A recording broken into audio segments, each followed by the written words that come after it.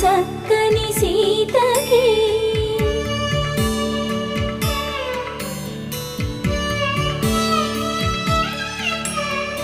ఎర్ర జాబిలి చేయి రాముడేడని అడుగుతుంటే చూడలేదని పెదవి చెప్పే చెప్పలేమని కనులు చెప్పే నల్ల పూసైన